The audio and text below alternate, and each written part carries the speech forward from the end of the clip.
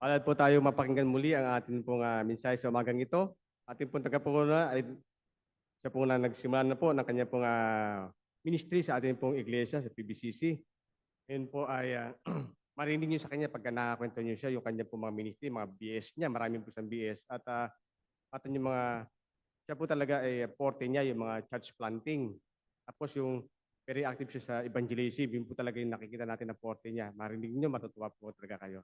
Kapatid, ang ating pong tagapanguna sa umagang ito, ang ating pong mahal na pastor, Reverend Hospicio Plumantis III or Rev. Third for short.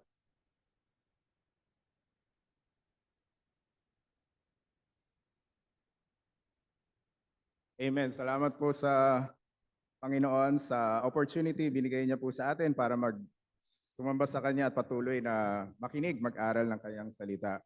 Now, ang topic po natin for this morning, ang title nga po is The Noble Bereans, dito po sa Acts chapter 17 verses 10 to 15. Siguro tayo po muna ay manalangin.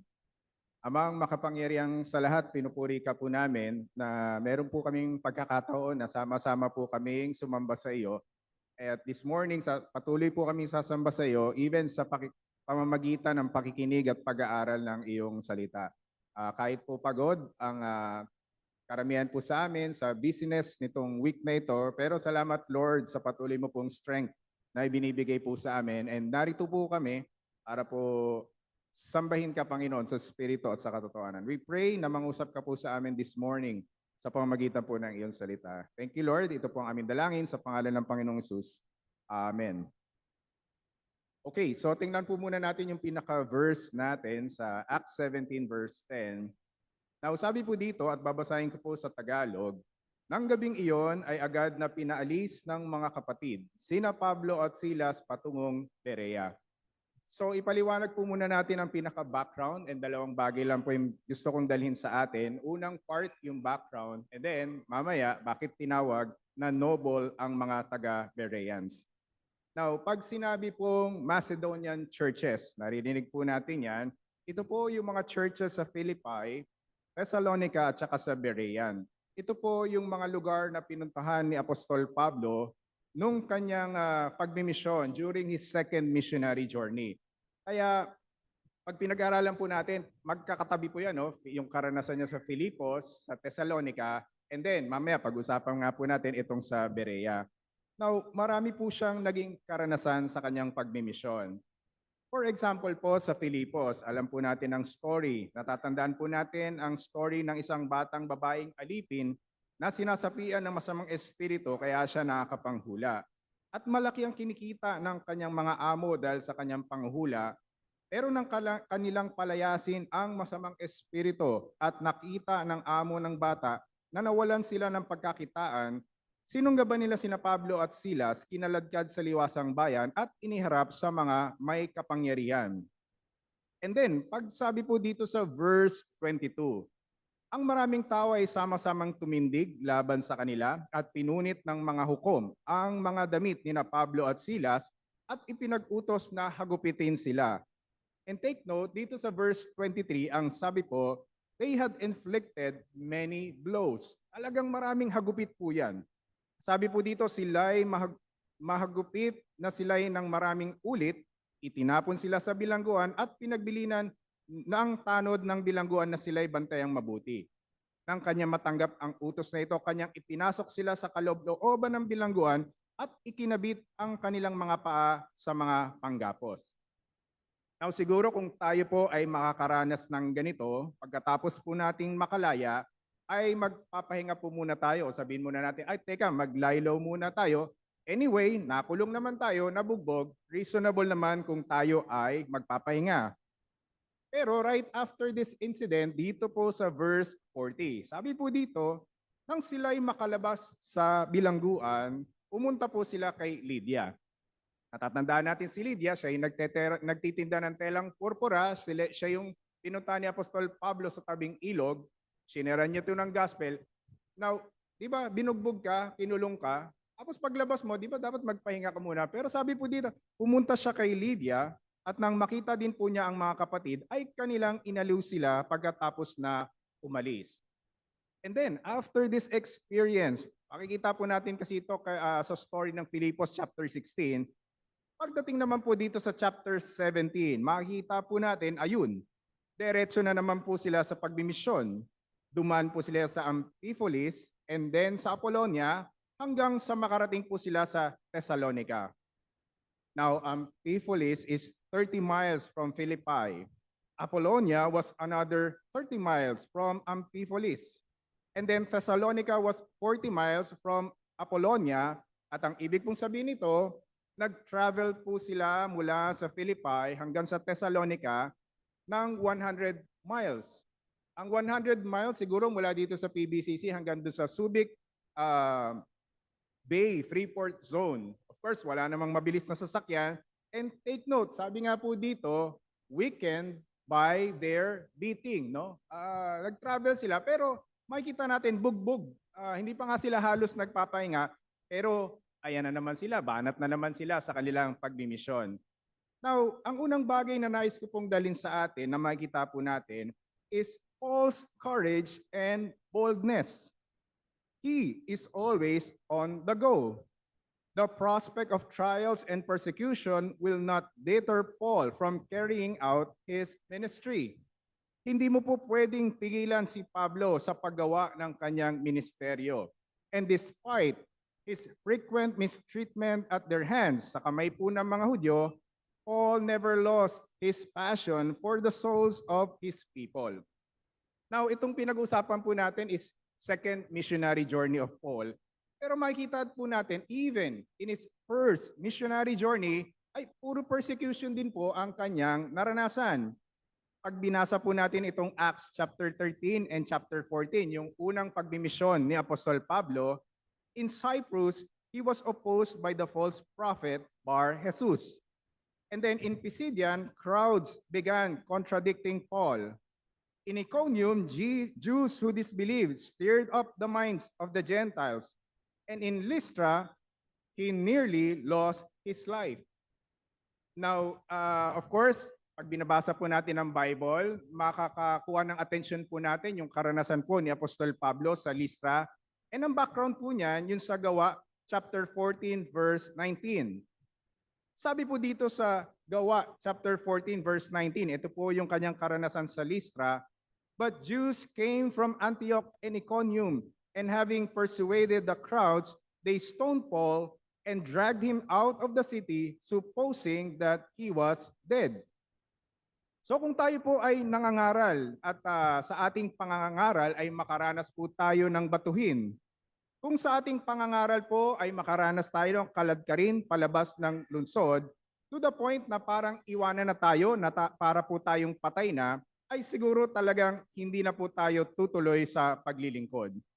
Pero hindi po ganyan si Apostol Pablo. Kasi after this verse 19, sabi po sa verse 20, but when the disciples gathered about him, he rose up. So parang walang nangyari and entered the city, and on the next day, he went on with Barnabas to Derbe. So grabe po no, yung kanyang paglilingkod. Almost dead, nilarawan siya, parang patay na nung iniwan, pero nung nilapitan siya ng mga alagad, balik na naman sa normal, tumindig siya at nagpatuloy po siya sa kanyang ministeryo. Now siguro iisipin natin bakit ganun po ang passion ni Apostol Pablo sa kanyang pagmiministeryo. Gusto kong i-quote yung very famous verse, natatandaan po natin. Nung sa Acts 20, nung tinipon po niya ang mga elders sa Ephesus, and nice ko pong i-quote itong Acts chapter 20 verse 22. And I believe, ito po kasi yung sabihin natin parang nasa loob na talaga ito ni Apostol Pablo.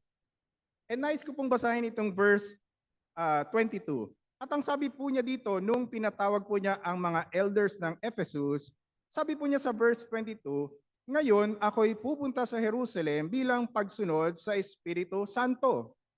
Now sa ESV translation, ginamit po yung salitang constrained by the Spirit. At ang ibig sabihin po ng constrained, you are forced to do something or you are overly controlled. So ang ibig pong sabihin si Apostol Pablo ay overly controlled by the Spirit. at wala po siyang ibang option kundi sumunod sa leading at ipinagagawa sa kanya ng banal na espiritu. And in fact, sa King James Version, ang pagkakatranslate naman po ay siya po ay bound in the spirit. And yung word na bound, ibig pong sabihin ng bound, it used to refer to physical binding with chains or ropes. At ang ibig pong sabihin, nakatali po siya sa banal na espiritu, susunod po siya anuman ang ipagawa sa kanya ng banal na espiritu at kung saan po siya ilid nito.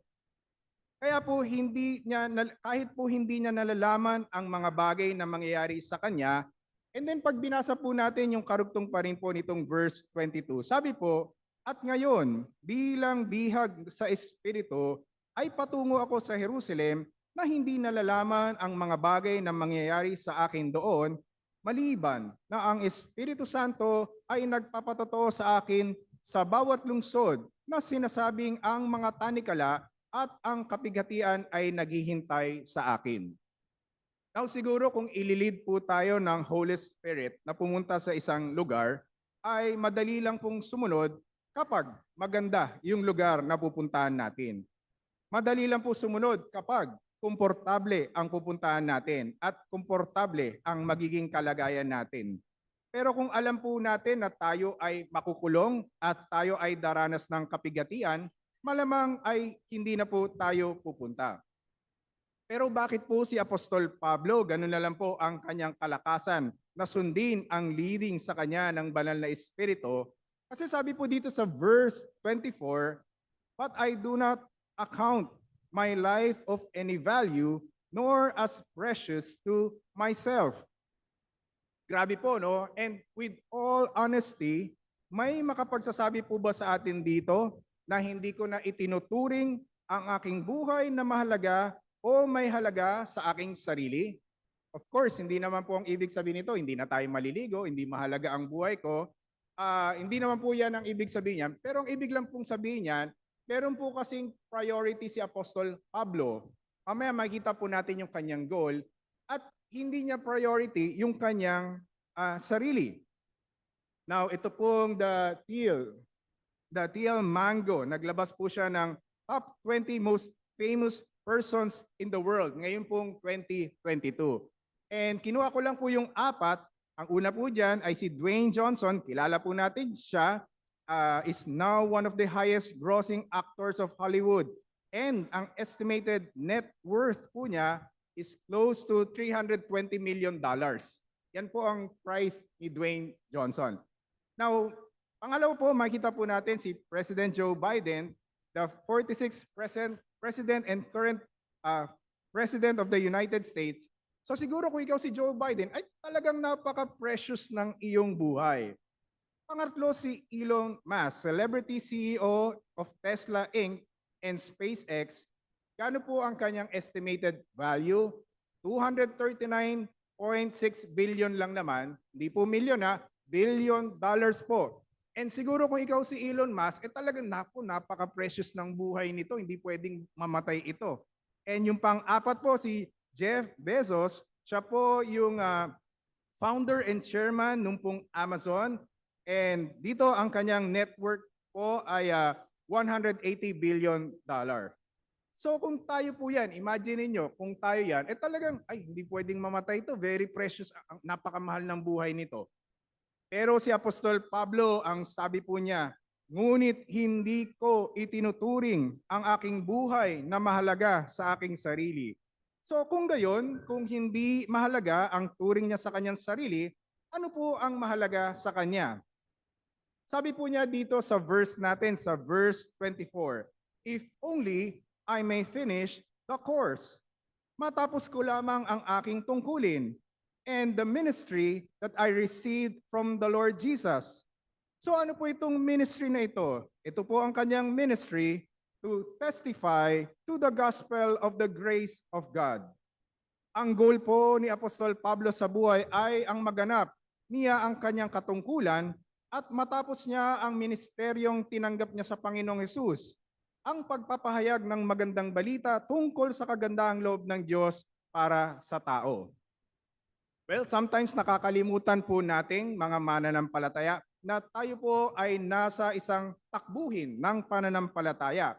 Makikita po natin yan sa Hebrews 12:1, 1 Corinthians 9:24, Galatians 5:7, and sa Philippians chapter 3 verse 14.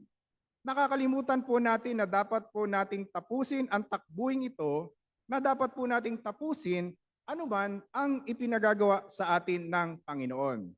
At kung sakaling kunin na ng Panginoon ang ating buhay sa ibabaw ng mundong ito, hindi po ba napakaganda kung haharap tayo sa Panginoon at masasabi po natin, Panginoon, natapos ko na po ang ipinagagawa ninyo sa akin. At nangyari po yan kay Apostol Pablo. Alam po natin, noong sinulatan po niya si Timoteo, samantalang siya po ay nakakulong, sinabi po niya kay Timoteo na malapit na po siyang pumanaw. At ang sabi po niya dito sa 2 Timothy chapter 4 verse 6, Timothy, for I am already being poured out as a drink offering, and the time of my departure has come. Sabi po niya dito, I have fought the good fight. Lumaban ako sa pananampalatayang ito. I have finished the race. Tinapos ko ang lahat ng ipinagagawa sa akin ng Panginoon, and I have kept the faith. Nanatili ako sa pananampalataya. Well, hindi po ba ang ganda na sa ating pagpanaw sa ibabaw ng mundong ito ay masasabi nga po natin na Lord, natapos ko na po ang lahat ng ipinagagawa mo sa akin. Pero dahil buhay pa po tayo ngayon, ang ibig pong sabihin, hindi pa po tapos ang ipinagagawa sa atin ng Panginoon. May ipapagawa pa po siya sa atin. So, amen po ba tayo doon? Okay, sana hindi po kayo natutulog. Alam ko ay karamihan sa atin ay puyat, pero sana nakikinig pa po kayo. Now, tingnan po natin itong karugtong. Si Apostol Pablo po, nung nagkaroon ng persecution sa Philippi, ay pumunta po siya sa Thessalonica. At pumasok po siya sa sinagoga ayon sa kanyang kaugalian, at sa loob ng 3 Sabat ay nangatwiran sa kanila. And then, nung nagkaroon na naman po ng persecution sa Thessalonica, agad na pinaalis ng mga kapatid sina Pablo at Silas patungong Berea, at nang dumating sila roon, ayun na naman, pumasok uli siya sa sinagoga ng mga Hudyo at nangaral na naman po siya ng salita ng Diyos. Makikita po natin kay Apostle Paul, kahit po siya is apostle po siya to the Gentiles, pero makita po natin yung sulat nga po niya sa Romans, di ba? Sabi niya, yung aking pagmamahal, gusto kong maligtas itong aking mga kababayan. Kaya makikita po natin dito during his early ministry, if there's an opportunity, may nakita siyang synagogue, papasok siya doon, and mangangaral po siya ng gospel. Kaya nga po sabi, bakit kaya doon sa Apollonia tsaka sa Amphipolis hindi siya pumasok?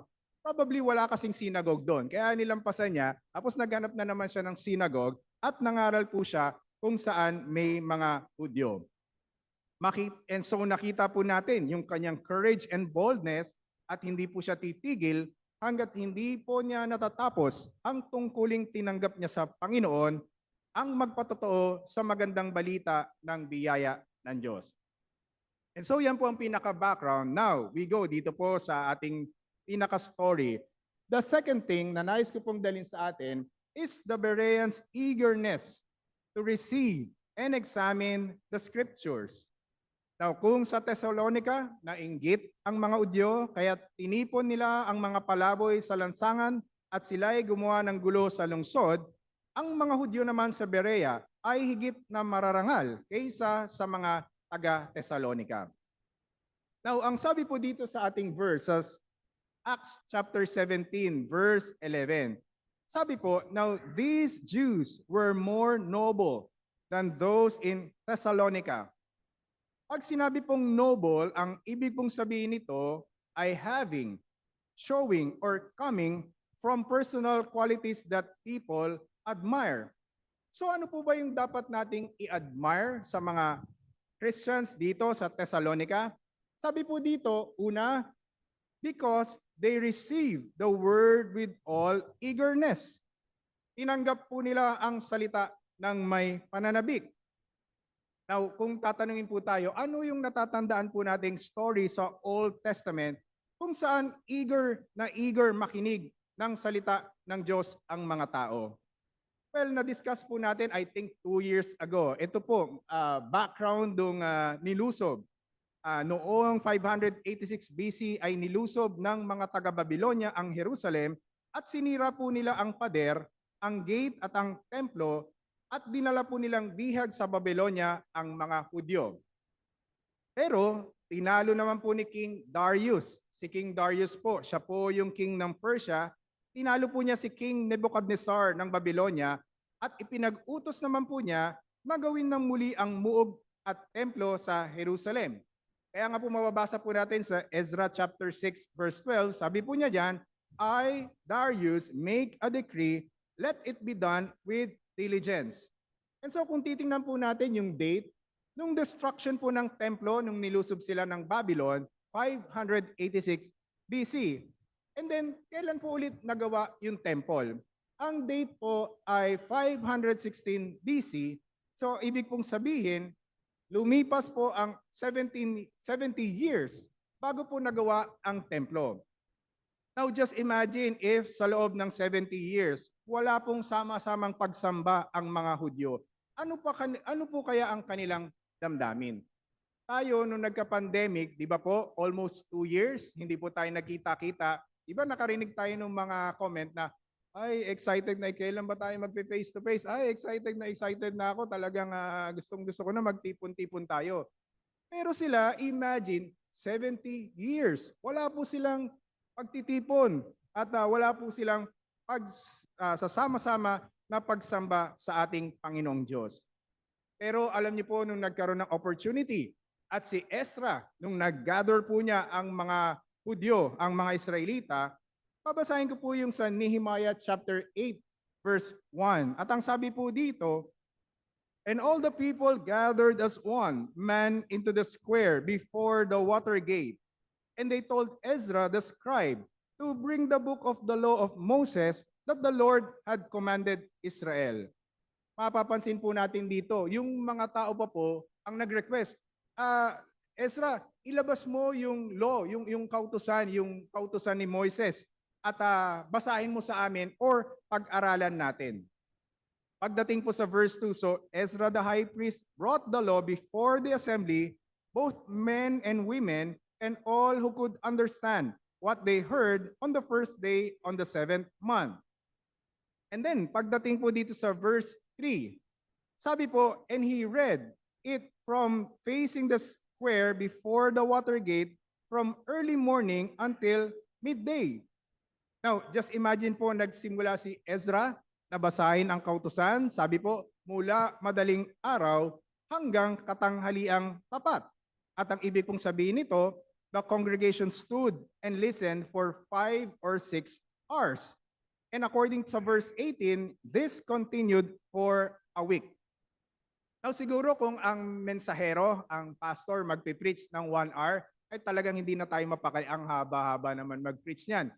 Samantalang sila, mula madaling araw hanggang tanghali, at mamaya makikita natin, nakatayo pa po sila at talagang, kasi nga po 70 years wala silang public worship. Pero makikita po natin, sabi nga po dito sa ating verse, and all the ears of all the people were attentive to the book of the law. Now, meron pong nagsabi dito, allegiance to the Lord is demonstrated by due attention to worship.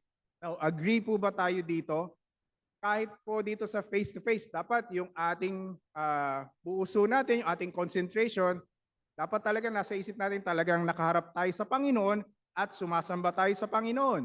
And even yung mga kasama po natin sa Zoom ngayon, this morning, hello po sa inyo, according dito sa pinag-aaralan po natin, ay dapat talagang full concentration po natin ay nasa Panginoon. Nararapat lang po na ang buong attention po natin ay nasa pananambahan at nasa pakikinig ng salita ng Diyos. And then, pagdating po sa verse 4, sabi po dyan, and Ezra the scribe stood on a wooden platform that they had made for the purpose. Naalala ko nung sa Bicol, nung first time ako nasa Bicol, nung gabi sabi ko makangaral ako, ang ginawa nila, naglabas sila ng lamesa doon sa ilalim ng puno ng mangga. I think 7 p.m. yan, may ilaw lang po doon. biglang wala naman akong inuutos, naglabas sila ng lamesa, naglagay pa sila ng kailang puti para kumpare na mangangaral ako. Sabi, brother, mangaral ka na dyan. Now, dito naman, nagkaroon po sila o nagandasip po sila ng wooden platform. Gumawa po sila ng entabladong kahoy na sadyang ginawa para sa pagkakataong iyon. Now, the elevated platform symbolized the honor given to the Word of God. It also functioned practically so everyone could see Ezra as they listened to him read from the law. And then, sabi din po dito, tuloy pa po natin sa verse 5. And Ezra opened the book in the sight of all the people, for he was above all the people, and as he opened it, all the people stood. Sabi po dito, when Ezra lifted the scroll and unrolled it to the passage he would read, the people who were seated in the square honored the word of God by standing up. So ito po yun, no? Naisip ko nga po, every time na meron po tayong scripture reading, ano po ginagawa natin? Di ba po tumatayo tayo, it symbolizes we honor the word of God. And so, ano po ang bunga nitong pakikinig ng salita ng Diyos? Sabi po dito sa verse 12, and all the people went away to eat and drink and to send portions and to make great rejoicing. Ano po ang dahilan? Because they had understood the words that were declared to them. And so siguro ang tanong po sa atin ngayong umaga din, are we eager to receive the word of God? Every time po sa ating worship service and every time na may pangangaral o pagpapahayag ng salita ng Diyos, ay ready po ba tayong makinig sa pinapangaral na salita ng Diyos? Kaya nga po binabanggit pala ng Psalm 1. Alam po natin yung Psalm 1, familiar po tayo sa Psalm 1. Sino daw po ang taong mapalad?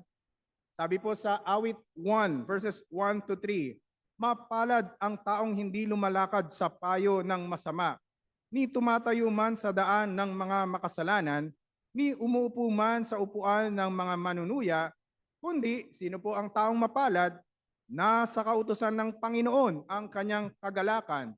His delight is in the law of the Lord. At sabi niya po dito, nagbubulay-bulay araw at gabi sa kanyang kautusan. At ano po, saan po siya matutulad? Sabi po, siya ay gaya ng isang punong kahoy na itinanim sa tabi ng agos ng tubig na nagbubunga sa kanyang kapanahunan, ang kanyang daon na may hindi nalalanta sa lahat ng kanyang ginagawa ay nagtatagumpay. So sino po ba sa atin dito ang gusto ay katulad ng isang patay na punong kahoy? Wala, di ba? Ay parang patay. Ay hindi. Hindi po natin yan gusto. Gusto po natin na tayo po ay isang malagong punong kahoy. And so kung gusto po natin na tayo ay yung picture na nasa taas na malagong punong kahoy, sabi po dito, dapat po tayong magbasa ng kautusan ng Panginoon. Dapat ang kautusan ng Panginoon ang ating kagalakan at dapat po ay nagbubulay-bulay tayo araw at gabi sa kanyang kautusan. So ito po ang isang karakter ng mga taga Berean na sila po ay they receive the word with all eagerness.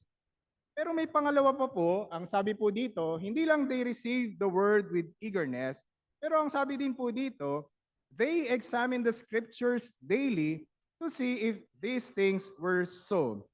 So meaning, hindi lang po sila tanggap ng anumang kanilang narinig. So makikita, hindi lang sila basta tanggap ng tanggap. Maganda po kasi natanggapin natin ang salita ng Diyos.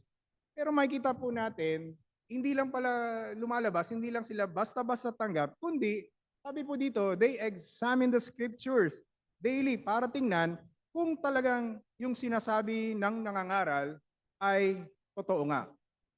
Now, minsan iniisip ko, ano kaya po yung shinare ni Apostol Pablo sa kanila at bakit nila kinakailangan pang suriin yung narinig nila kay Apostol Pablo? Now, nais ko pong hiramin itong Acts chapter 17, verse 11. At ang sabi po, Acts 17 verses 2 and 3, at ang sabi po dito, babasahin ko po itong verse 2. Sabi po diyan, and Paul went in, and as his custom, and on 3 Sabbath days, he reasoned with them from the scriptures. So, hindi to one way na pagsasalita. Itong ginagawa ko po ngayon, ako lang yung nagsasalita. Wala naman kayong nagtataas na kamay, wala magtatanong sa akin. Pero pag pinag-aralan po natin talaga, nakipagpaliwanagan po si Apostol Pablo sa kanila. Hindi to one way, kundi nakipagpaliwanagan si Apostol Pablo sa kanila.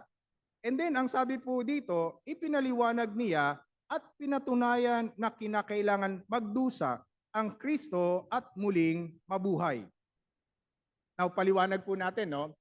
The common Jewish view of the Messiah pictured him as a conquering political leader who would restore their fortunes, defeat their enemies, and usher in the kingdom.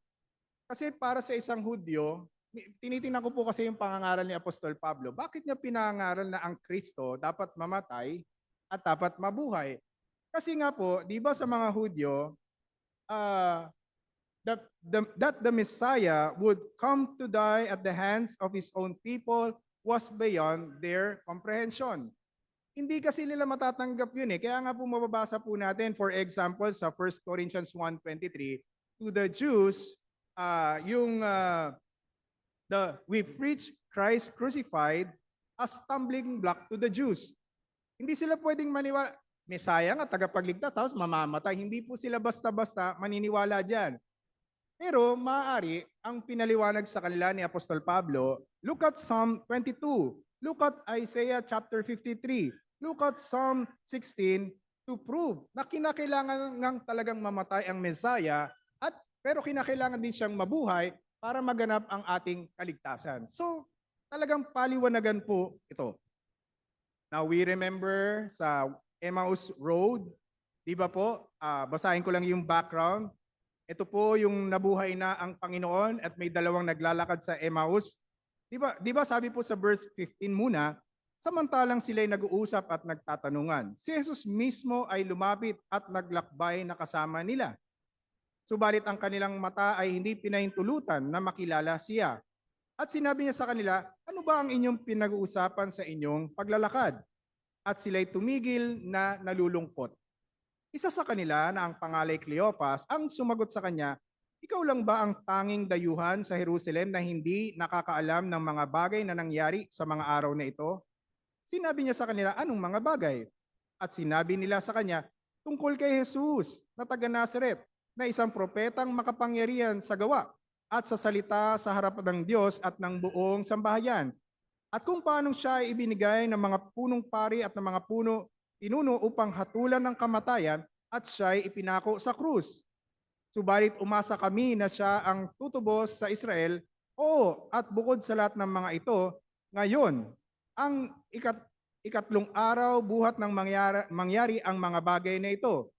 Bukod dito, binigla kami ng ilan sa mga babaeng kasamahan namin. Sila ay maagang pumunta sa libingan at nang hindi nila matagpuan ang kanyang bangkay, sila ay bumalik. Sinabi nilang sila ay nakakita ng isang pangitain ng mga anghel na nagsabing siya'y buhay. Pumaroon sa libingan ang ilang kasamahan namin at nakita nila ang ayon sa sinabi ng mga babae, subalit siya ay hindi nila nakita. Pero pagdating po dito sa verse 25, ano po ang sinabi sa kanila ng Panginoon? Sabi po niya, o napakahangal naman ninyo at napakakupad ang mga puso sa pagsampalataya sa lahat ng pinahayag ng mga propeta. Pagdating po dito sa verse 26, sabi niya, hindi ba kailangan ang Kristo ay magdusa ng mga bagay na ito at pagkatapos ay pumasok sa kanyang kaluwalhatian? And then, pagdating po sa verse 27, sabi po diyan, at magmula kay Moises at sa mga propeta ay ipinaliwanag niya sa kanila ang mga bagay tungkol sa kanya sa lahat ng mga kasulatan. And so makikita po natin ang mga taga-Bereans, maganda yung quality nila na tanggap po nila ang salita ng Diyos. Pero hindi lang po nila ito tanggap with all eagerness. Ibig sabihin, open po sila sa salita ng Diyos. Kung ang mga Hudyo sa Thessalonica, sarado ka agad eh. Talaga may persecution. Pero ang mga taga-Berea, okay, hindi namin alam yan, pero sige, ipaliwanag mo sa amin. And hindi lang sila eager makinig ng salita ng Diyos, kundi patuloy din po sila sa pagsisiyasat kung talagang ang sinasabi nga ni Apostol Pablo na ito ay totoo. Magandang attitude po sa atin yan. Now, may nagsabi po ng ganito, courage must be coupled with proper content. So, tama po ba ito? Nakita po natin si Apostol Pablo, meron po siyang courage sa kanyang pangangaral. Tama po, di ba po? Pero makikita din po natin ang kanyang mensahe ay tama. Courage, meron na po siyang katapangan, tama din po ang kanyang message. Pero may nagsabi din po ng ganito, to have the right message but not the boldness to proclaim it renders it useless. So tayo, I think dito tayo magpo-fall sa category na ito. Tama ang ating message, tama po ba? Ang problema, hindi po tayo matapang sa pangangaral. Tama po, di ba? May right message tayo. Ang problema, ayun, wala naman tayong boldness to proclaim. And then, may nagsasabi po ng ganito, pangatlo, to boldly proclaim error causes even greater harm. At dito po papasok yung mga kulto, yung mga maling turo. Ang malungkot, ito po, mali nga yung mensahe nila, ang tatapang nilang mangaral. Tayo, tama ang mensahe, baka wala naman tayong courage na katulad ni Apostol Pablo at yun po ang nakakalungkot. And so ito po ang dahilan dahil kung bakit po tayo dumalaganap ang mga maling aral at masisigasig po sila. Yung nag-persecute kay Apostle Paul sa Thessalonica, di ba sumunod pa po sa Berea, nag-travel din ng 100 miles, sila din yung nag-persecute kay Apostol Pablo. So kung sila ay masigasig sa kanilang mga maling pangangaral, mas dapat po na maging masigasig tayo sa ating pagsisiyasat sa pagsaliksik ng banal na kasulatan. Now, why study the Bible? In conclusion, dito po ako magtatapos at tanungin ko po kayo ng ganitong tanong, why study the Bible? Well, probably ang isasagot niyo po sa akin para po makilala natin ang Diyos. Tama po, tama naman po yun. Well, probably ang isasagot niyo po sa akin ay matapos kong makilala o malaman ang kalooban ng Diyos, ay magawa ko ang kalooban ng Diyos. Tama din po yun. Di ba sabi, do not be hearers, but doers of the word. Pero alam niyo po sa aking pag-aaral, may natuklasan po ako, hindi lang pala nagtapos doon. Naalala ko si Joshua, di ba sabi, do not let this book of the law depart from your mouth, but meditate on it day and night, so that you may be able to do everything written on it. So nag-meditate ka, anong purpose? Para magawa mo.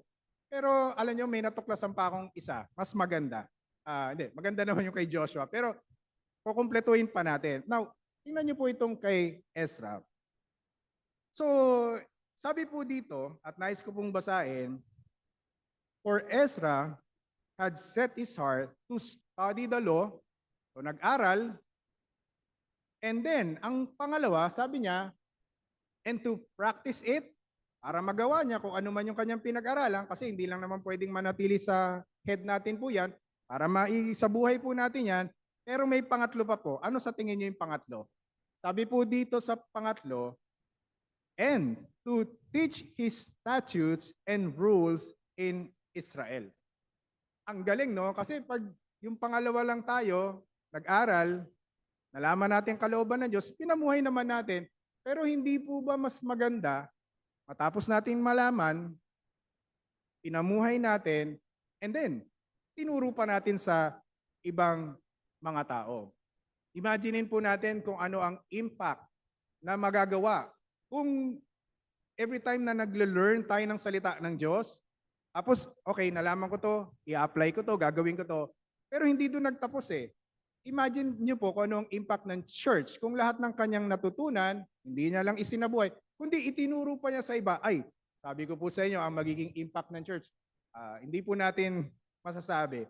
And sabi nga po dito, my last verse, no wonder sabi po sa 1 Peter chapter 3 verse 15. Sabi po diyan, but in your hearts, revere Christ as Lord.